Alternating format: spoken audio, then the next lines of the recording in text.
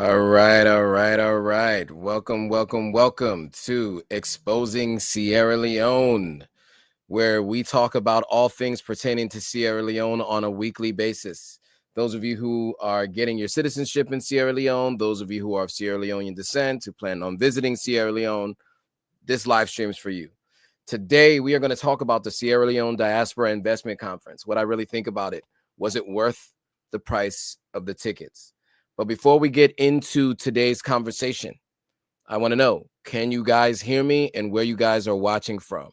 So first of all, give me a thumbs up if you can hear me and let me know where you're watching from. Let me know if you can hear me and where you're watching from. So I guess I see a bunch of people calling in from different parts of the country. I want to make sure I capture everyone. There's a lot scrolling through the screen. So, okay. So we got, is it Mefia? Mefia said you can hear me, but where are you watching from? Gail said you can hear me, but Gail, where are you watching from? Okay, we got the Insta Tourist watching from Savannah, Georgia. Kelvy is what it says. Audio is great, live from Colorado. Nice. William is watching from Ghana. Much love. Shout out to you, William. Vigilante Visuals says you can hear me. ATL soon to be in Sierra Leone. Nice. All right. Who else we have? Okay, we got is it Mefia is watching from Belgium. Phoenix, Arizona. Abdullah is watching from Phoenix, Arizona. All right. Olive Branch, Mississippi is where Barbara is watching from. Barbara, for real. All right, Barbara, shout out to you. What about you guys on TikTok? Where y'all watching from? Where are you guys watching from on TikTok? If you guys can see this setup, I got screens everywhere. I got a screen over here, screen over here, screen over here. But everybody let me know where you guys are watching from and if you can hear me.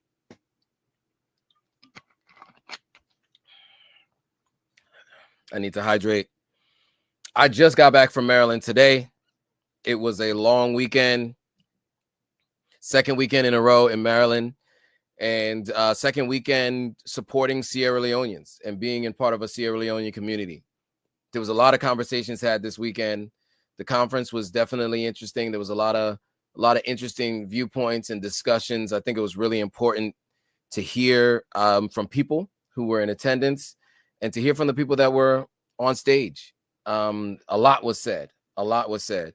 And I definitely am looking forward to sharing it with you guys. And if it was worth it, right? I mean, that's the question that everybody asks me, right? Should I go to this conference? Is it worth it? You know, why would anybody ever go to a conference that's about investing in Sierra Leone, right? People ask me that all the time. Why would I go to a conference that is about investing in Sierra Leone? That's the number one question people ask me. People who are from Sierra Leone would say, why would we invest in Sierra Leone? Salon no bete, salon de bien. And so we heard from a lot of people. By the way, what that means is Salon isn't good. Sierra Leone is behind, right? But people all the time, they will discourage you from investing in Africa in general, and then specifically Sierra Leone in a post-Civil War environment, post-Ebola environment. People only think about those two things as it pertains to Sierra Leone. And so this conference is meant to dispel those myths. And I'll tell you if it was, or if it wasn't successful in doing so. And so I will start by just giving you the costs of the conference, because those of you who didn't go, you may not know this. And, you know, maybe you decided not to go because you saw the price and you thought it was not worth it. And so let me show you here and give you a little bit about what the conference was about, right? So first of all, here's what the ticket costs were. $225 for VIPs, $85 for regular admission, for the early admission, right? And then after the sale ended, it was $125. And then there was a $35 live stream cost if you watch live from wherever with the comfort of your own home. It was in Silver Spring, Maryland. Now let's talk about who was there and who was talking. So as you can see on the screen, you have quite a few people. You have here on the far left, upper left-hand corner, You had the ambassador, the Sierra Leone ambassador to the United States, all the way down to Drizzlick, who's one of our biggest artists in Sierra Leone, who performed at the BET Hip Hop Awards a couple of years ago, and all manner of people in between. Here was the agenda. It was a packed agenda. As you guys might know, I spoke on a panel. I was on this panel here, how African diaspora entrepreneurs can secure funding in a changing policy landscape. So I'll tell you about that in a little bit. These are some of the what do you call it? The sponsors of the event. And then the keynote speaker, Dr. Ibrahim Stevens, the governor of the Bank of Sierra Leone. This is like the central bank of Sierra Leone. This is who manages the currency, talking about currency remuneration, talking about remittance to Sierra Leone. There was a lot of discussions on that. Then, of course, the ambassador spoke, CEO of Anzac Tours and Resorts, Zaki spoke. So those were some of the keynote speakers. So there were a couple of keynote speakers that spoke throughout. And then, of course, the Minister of Agriculture and Food Security spoke. And so this conference is run by Vicky Rameau, who I interviewed, and you guys will get a chance to see our interview and a tour of her office in Sierra Leone. She has a business that operates both in Sierra Leone and Ghana and in the diaspora, but she focuses on businesses on the continent for the most part. And so here is a closer look at some of the panelists. So very impressive story. This young guy right here, CEO of Rusal Group of companies, really impressive story. Lived on the street for a couple of years and has built a sustainable business. So really impressive story. Gerald was on my panel. So was Marie. And then also Mariama, the co-host, was also on my panel as well. And then, of course, here I am as a moderator for the panel that I was on. So again, that was the price. Vendors had the opportunity to to have their products shown off there. If you were a small, medium-sized enterprise, it's $1,200. If you were a small vendor, it was $350. So was it worth it? The question is, was it worth it? Now let's go through all of what was discussed, because I want to talk about what was discussed before I say whether or not I think it was worth it. Because I want to hear from you guys whether or not you would think this is worth it if you attended. So number one, my panel was specifically speaking to how to raise money for a small business. And there were conversations about locally or with banks, federally, and then there were non-traditional funding discussions. So the people that were on my bank was a former investment banker who now helps people get small business loans and loans for real estate. Another person is a fintech business owner, and another person worked for the Montgomery County association that handles and helps people with loans and education around business, right? And so our conversation was a wide-ranging conversation, and we talked about everything from how do you raise money, how has raising money been different than it had been previously, and the changing policy landscape, meaning with a new administration, how was it under the old administration versus the new administration, conversations about how to raise money outside of using government funds. There were discussions about how, you go to your local city council, and it's not just about the money that they give you, because it's not free money, right? A lot of times you'll get loans. Sometimes there are grants available. Most of the times they're loans. So you have to pay that money back. But two, it was like, what other advice can you be given? What do you need to know about the tax laws in your particular county? A lot of stuff that I don't think people just kind of take for granted and don't even really think about that kind of stuff, how it's required, or what's required and what's available to you, I should say. So that was specifically for those of us who live in the diaspora of African descent and we're looking to start businesses and raise money. I felt that particular panel, not just because I was on it and because I was the moderator of the panel, was a very informative panel. We talked about everything from Indiegogo to Kickstarter. So that's like crowdfunding. They talked about banks and how you should be going about getting money from banks, like bank loans. And they talked about how you should go about getting money from your local government and from the Small Business Association, the SBA. And I think it was a really impactful session. We did as much as we could within an hour. And the main thing to walk away with was, what website should you go to do more research on where you can find that funding. And I think they did a great job. So number one, let me just say, I think we kicked it off with a great panel. We also, of course, had a Muslim prayer and a Christian prayer, because it's not Sierra Leone if you don't have both, right? There was a welcome address from Vicky. She kind of spoke to what it was that this was and why we're doing it.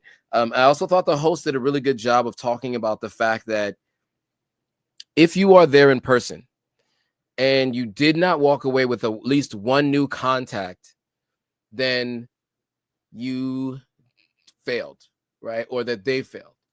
And I will say that if you didn't, really, it's on you, because, this is an event where everybody is open to talking to each other. Everybody's open to talking to each other, and they're open to, figuring out how do we work together to build our own businesses and also advance each other. So let me show you. Actually, you know what? I'll go to that in a second. So that's the first thing, right? So that was those were the panels that I was on. And let me walk you through some of the other panels and like what I learned from those panels, and then what else I got outside of what I learned from those particular panels. Sorry, I got a hole in my window, and so I got some visitors I got to handle. So a visitor, I handled it. Gone. Dismissed. All right. So let's go back to the site. I want to show you guys the site again and get through like some of what we went through, because I think it's like, because it's not enough for me to just kind of give you an overview. I should break it down individually. So how African diaspora entrepreneurs can secure funding. We just talked about that. Then beyond profit, social impact business models that work in Sierra Leone. So on this panel, we heard from a number of different people. So on this panel, we heard from, who do we hear from? So we heard from Dr. Fatou Forna, who has the Mama Pekin Foundation. We heard from Aminata Doumbaya, who has the Freetown Waste Transformers. Mama Pekin Foundation is an interesting foundation because they are helping to do residency for OBGYNs and doctors, for sure. This is like super important in Sierra Leone, considering the child mortality rate for Sierra Leone and how it had been amongst the highest in history. And when she started this organization, there were only eight OBGYNs in the entire country. And now she just had 8 go through one residency at one point in time. So you had 8 in the entire country. She had 8 in one residency class. So I would definitely say what she had to say was super impactful. Aminata Doumbaya was talking about Freetown Waste Transformers and how what she did to start this business was just based on the fact that like the streets was blocked with garbage at one point in time. Like you couldn't drive down certain streets without having to drive around garbage on the streets. And so she worked with the mayor of Freetown to have a process where it's a policy now that you have to dispose of your garbage. It was never a policy prior to that, or hadn't been in the last 15 years at least. And I'm trying to think of who else was on that panel. Yes, and Ali Kamanda, who is helping with raising funds for individuals and microloans for individuals who need funding in Sierra Leone. And so that was his platform and what he talked about. And I thought it was super important and really helpful to hear what their businesses are doing and why they're impactful. a couple of things that I walked away from that panel with was, look, not every business you do on the continent is going to be a widely successful in terms of revenue business, right? Some businesses are going to have to be more about impact. And I think what I was hearing from these folks is, you're going to have to partner in some cases, especially if it's an impact business, with the government, or you're just going to have to raise funding from folks who have more of a philanthropic eye towards how they're doing business in a country like Sierra Leone, because we really, really need it. We come from a country, or we're talking about a country that is underdeveloped in the developing world, that has many challenges. And it's really important that we spend a significant amount of time working to, at the very least, not only think about profit, but think about the benefiting the country as a whole, benefiting our people as a whole. So I thought that was really important. It was interesting to kind of hear their viewpoint on how they go about running those businesses, and what it looks like when you have a business like theirs. Sorry, I wasn't on the screen, but I guess you guys can see me now. So that was a really important panel, and I think I learned a lot from that, because I have a nonprofit, Launchpad Africa, where we focus on helping entrepreneurs in Sierra Leone, and it's a nonprofit, right? And so I'm on the board of the nonprofit. There's 4 of us on the board, and 4 co-founders to the nonprofit, and our goal is to help founders become investment ready, and also help people who are coming to Sierra Leone who want to start a business, understand do market research, and a number of other things. I mean, we have a long list of things that we do, but it was important for me to hear from these folks who have come before us. And one of the interesting things I heard that was said is, those of us who are moving to the continent for the first time, we assume we're the first ones. We assume we're the only ones to do a thing, right? So many times people will go there and be like, oh, I'm going to start the first blah, blah, blah, blah, blah, the first co-working space. I'm going to start the first garbage cleanup company. I'm going to start the first refrigeration company. None of these things are hardly ever the first. You just may not know very well the other companies that are doing many of these things. And so one of the things that came up is, getting advice from people who are already doing it, partnering sometimes with folks that are doing it. So Dominion is asking, when and where was this conference? Sierra Leone is beautiful. So the conference was in Silver Spring, Maryland, this past Friday, August the 7th or the 8th, whatever, this past Friday. It's Sunday the 10th. So Saturday's the 9th, Friday's the 8th. So yeah, it was the 8th.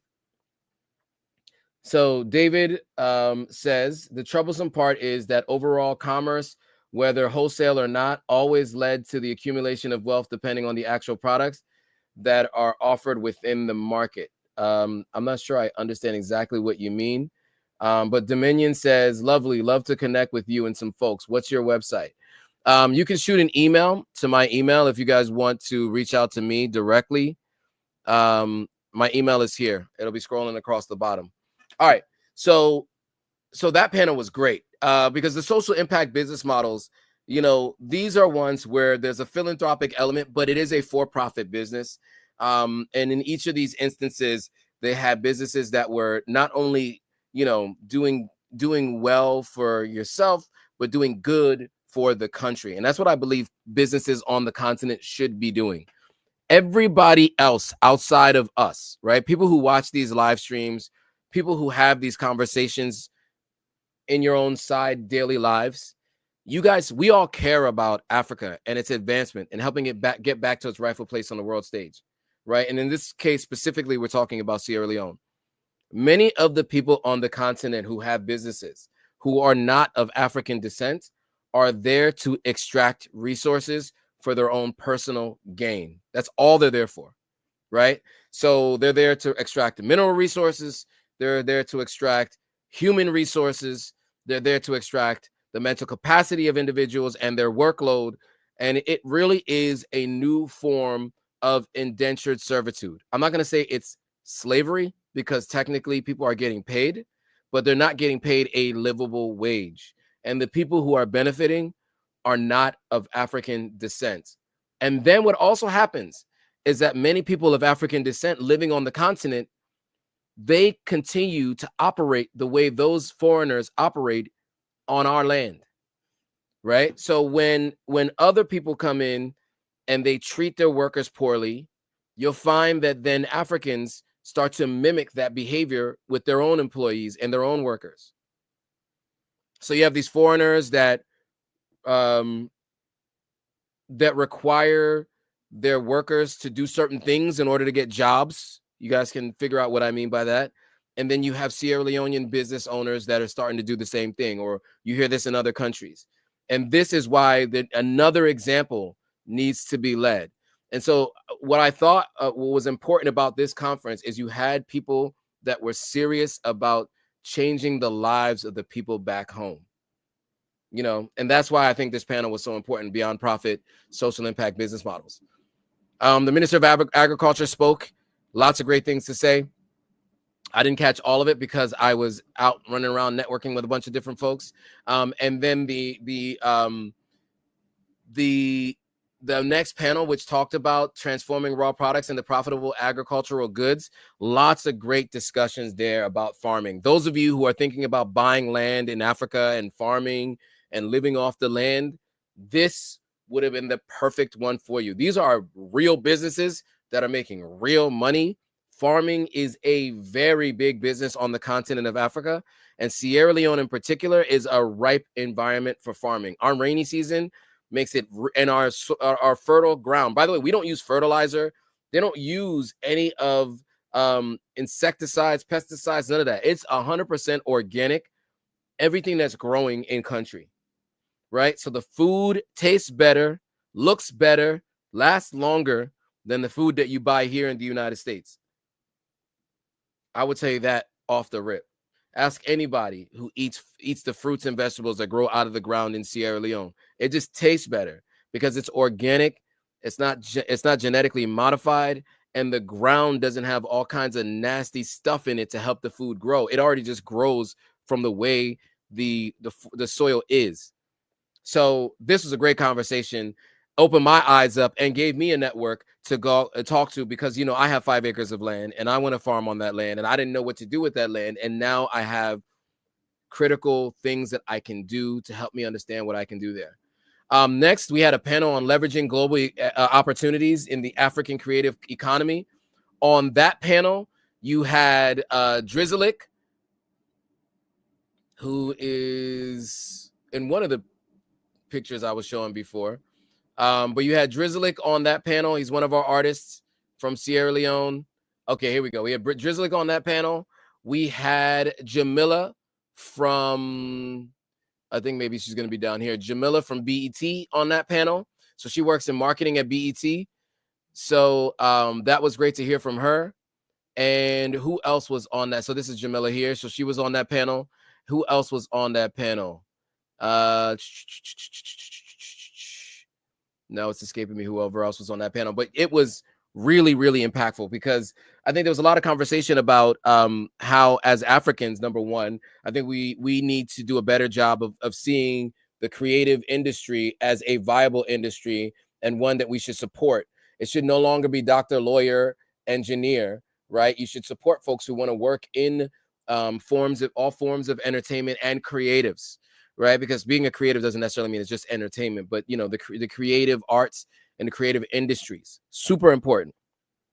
One of the discussions that Drizzlick mentioned is, why isn't there a place for artists to perform? Like, so he came to DC, he performed at the Howard Theater 2 years in a row, right? That's one of many. Here in New York City, you have many different places that you can perform. When Ruger and Ira Starr, those of you who know who they are, they're big artists. Ira Starr is signed to Maven Records. She just got a deal with Rock Nation, right? So they have a joint deal with Maven Records, Rock Nation. When she and Ruger came to Sierra Leone to perform, they had to perform at Sugarland Beach. They had to perform on the beach because the stadium wasn't fixed and ready to perform in, and there was no other place for them to perform. Now, they had a big audience. Some people say 45,000 people came to watch them perform, and there was nowhere for them to perform except on the beach. That is a problem. Then you think about someone like Drizzlick, where he said some of his shows might have 10, 15,000 people, right? Where can he perform where he can fit 10 to 15,000 people, right? There isn't a location for that. So he mentioned that, and I think it was really important. And then the other thing he said was this, you know, one of the things we hear a lot from people who are Sierra Leonean is how they're proud to talk negatively about Sierra Leone. He mentioned that as an artist who speaks about Sierra Leone, the what life is like in Sierra Leone, and he's exporting that to the world. And you guys saw that in the interview that I did with him. And if you haven't seen it, go back and check it out. Last week, Wednesday, I did the behind the scenes of the performance he did at Howard Theater a couple weeks ago. And then the previous Wednesday before that, I posted the interview that he and I had. And he tells the story of a Sierra Leonean, what it's like to be in Sierra Leone.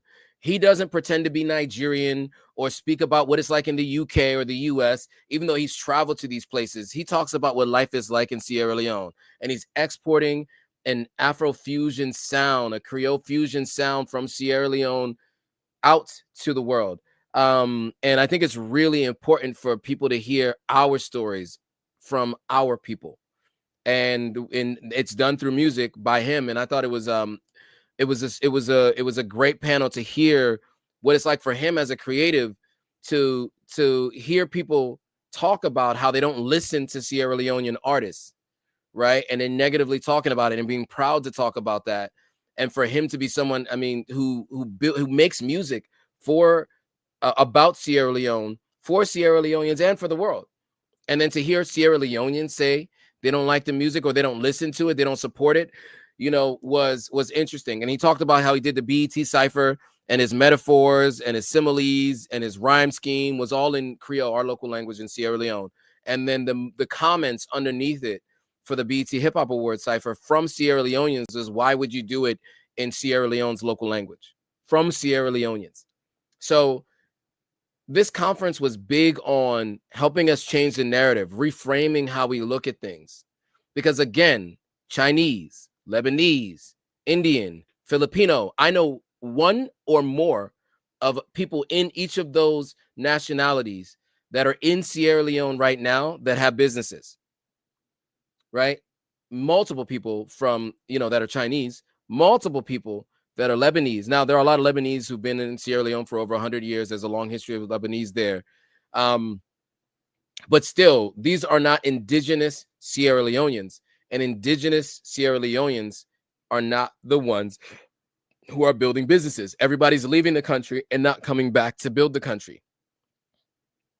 And trust me, it is absolutely worth it. So at this point in time, this far into it, 30 minutes in, I will say it was absolutely worth the money to go to the conference. If you can't get that already, it was worth it. Because if you just stand around and listen to people who negatively talk about Sierra Leone, you're missing out on your opportunity to be able to generate an income, to do good and to do well, right? To do well for yourself and to do good for the people of Sierra Leone. You're missing out on your opportunity because you're allowing other people to frame it for you instead of going out and doing it yourselves. Now, Vigilante Visuals is asking, were those individuals considering moving to the continent? There were many folks who are already on the continent. So the first panel was all people who are only in Sierra Leone. Well, sorry, the first panel, no, that was my panel. Those were diasporans. The second panel were people who only their businesses operate in Sierra Leone. And two of the three of them live in Sierra Leone full time. One of them, he goes back and forth, but he has a business. And others mention that they go back and forth all the time. I'm not going to go through every single one of the panels because we could be here all day talking about it, but I just wanted to give you at least those couple of panels and how important those were. So now let's say you thought to yourself, I don't really want to go listen to a panel. I go to conferences all the time. I don't always listen to panels. The most important thing that you go to a conference for is networking, not just the panels. These are very impressive people. And these are people who might be doing the things that you want to do, right? Those are the people those of you who are watching this live stream, right? I'm sure many of you are thinking about investing on the continent, maybe buying real estate, maybe starting a business, maybe eventually moving or retiring to the continent. Wouldn't it have been good to meet people who are already doing that can tell you what landmines to dodge, what pitfalls to dodge, what hurdles you'll have to climb, shortcuts to getting to the path that you want to get to? You know, the reason why many people complain is because they try to do these things in silos by themselves without the assistance of others. And that creates an environment where people end up being jaded and upset with the results that they're unable to achieve because they tried to do it alone. One of the sayings that was said here and that gets said all the time, which is super important, right? It's an African proverb. If you want to go fast, go alone. And when it comes to Africa, if you want to go fast, you can go fast to nowhere. So be very clear. But if you want to go far, go together. By the way, I added some stuff to there. If you want to go fast, go alone. If you want to go far, you go together. You absolutely should be talking to other people who have achieved what it is that you're looking to achieve, who are doing what it is that you want to do, who are in the place that you want to move. You should not be doing this on your own. Africa is a vast continent with 53 or 54 countries, depending on who you ask, maybe even 55 at this point, you know, how they split up the countries. Some don't get recognized, some get do, whatever, some do. But right now, 54 recognized countries, and with the federation, the AES, we might say 51. With that many countries, every country has its nuances. Within each country has its many nuances. But wouldn't it be good to talk to someone who already has the experience that you're looking to obtain? You know, I heard once that a fool learns from their own mistakes. A wise person learns from others. You have people who've already gone through it, so you don't have to. I built this platform to help you guys know what I've been through, so you can know how to dodge certain things. I do consulting with folks to help people know what makes sense, what might be a viable business, what's a good idea, what's not a good idea. Or I can help them do some research or talk to some people who I know on the continent who have advice and insight that I can pass on to you.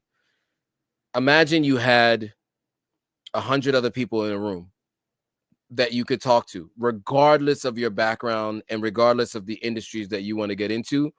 Everybody was represented there, literally everybody.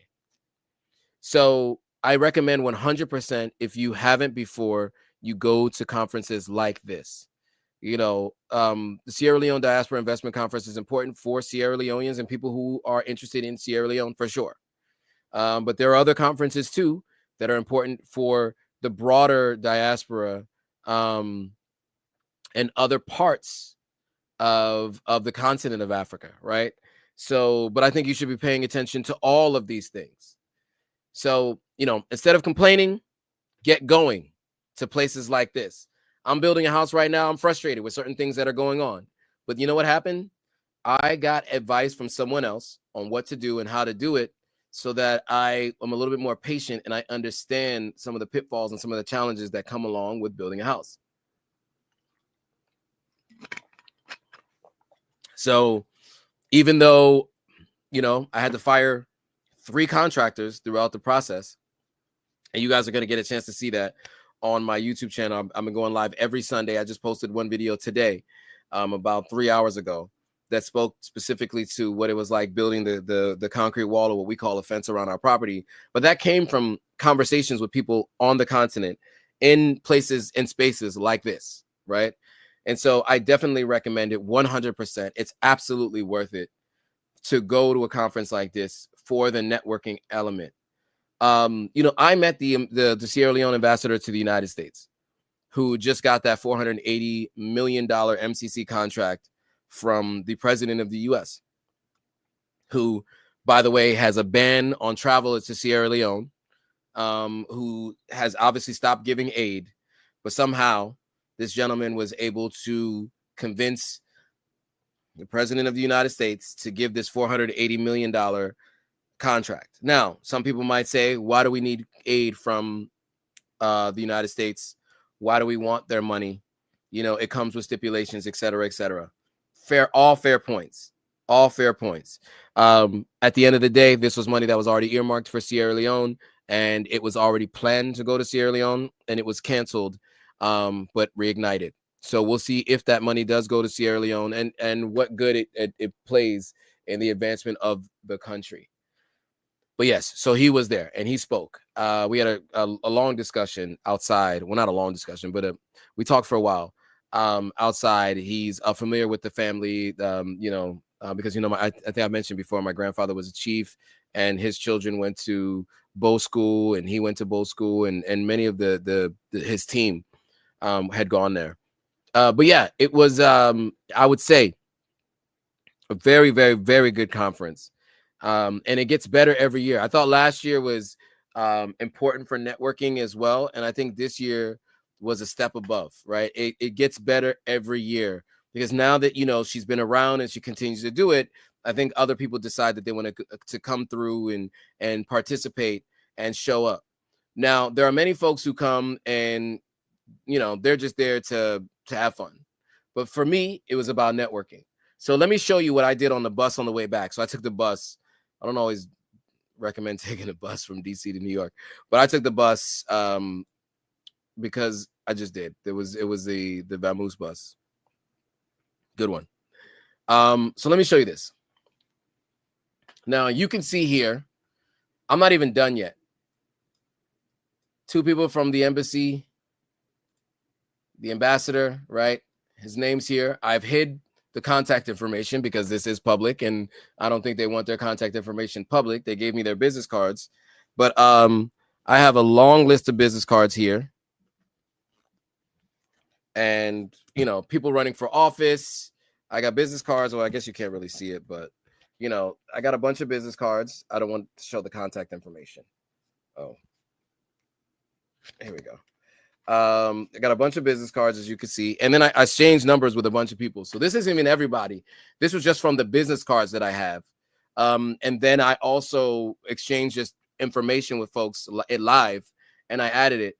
And what I do after a conference, which I recommend all of you do, is you create a list of people who you met, where you met them, and with notes. I also hid my notes too on what we're going to talk about. But many of these folks I plan to have on this live stream to talk about their experience and what they're doing and sharing that with you all.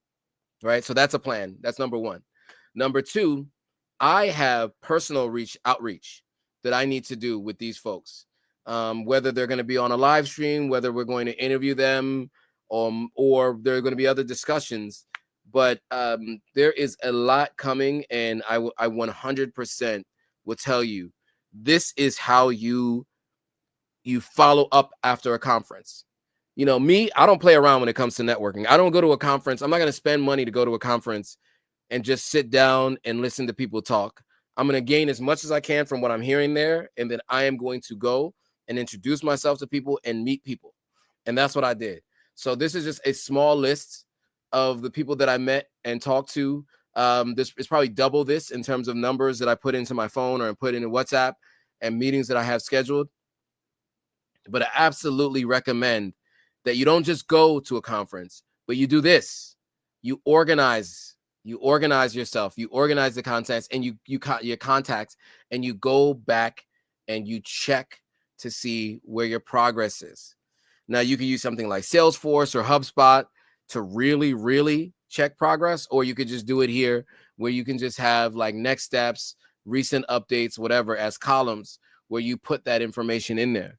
But I just want to give you like a quick snapshot of what I did. This is how I keep track of everybody that I meet. And I would tell you right now, this is something I've been doing since I started going to networking events 20 years ago.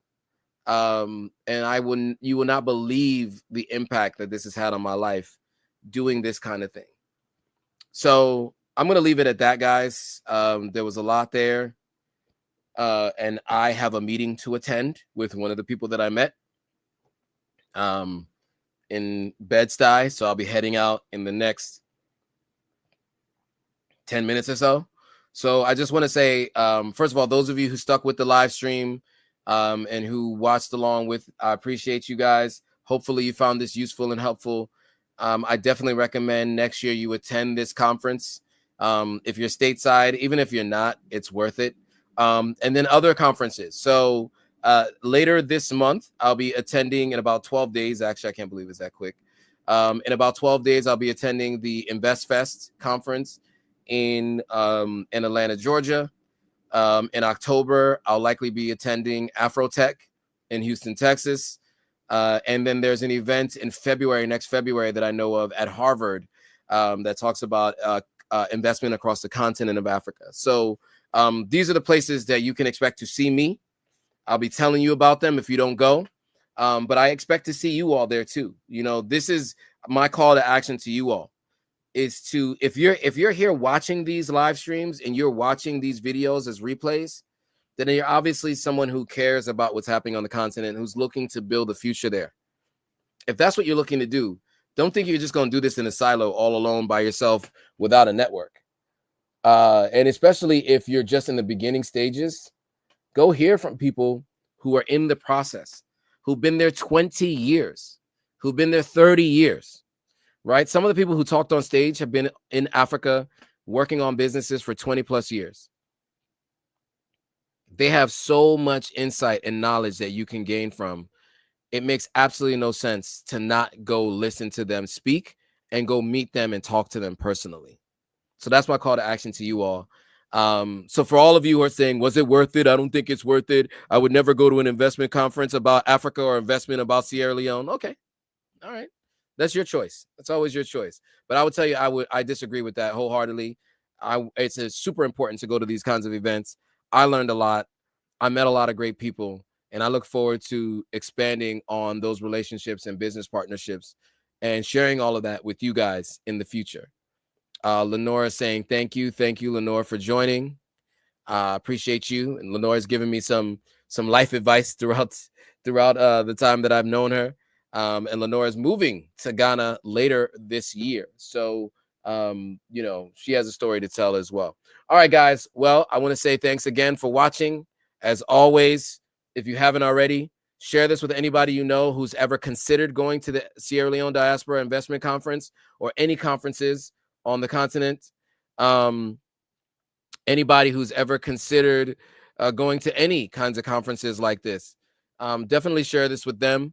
If you yourself need a refresher on anything that I said, you know, make sure you save this link, go back and watch it again. And of course, if you haven't already, hit that subscribe button and hit that notification bell so you're notified every time a new video comes out. And that's on both pages, right? So we're live on Sierra Leoneans Killing It on Instagram. We're live on Authentic African on Instagram. And then we're live across all Authentic African, everything across the board. And Sierra Leoneans Killing It YouTube. Cross-pollinate. Go over to Sierra Leoneans Killing It to see what she's got going on and how she highlights Sierra Leoneans. Come over to Authentic African if you're on the other pages to come subscribe to our platform. And with that, guys, thanks for watching. I'll see you all on the next live stream. Oh, I'll see you guys tomorrow. See you guys tomorrow on the live stream. I will be live tomorrow to talk about something. You'll see what it is when we're live tomorrow. All right, guys. See ya.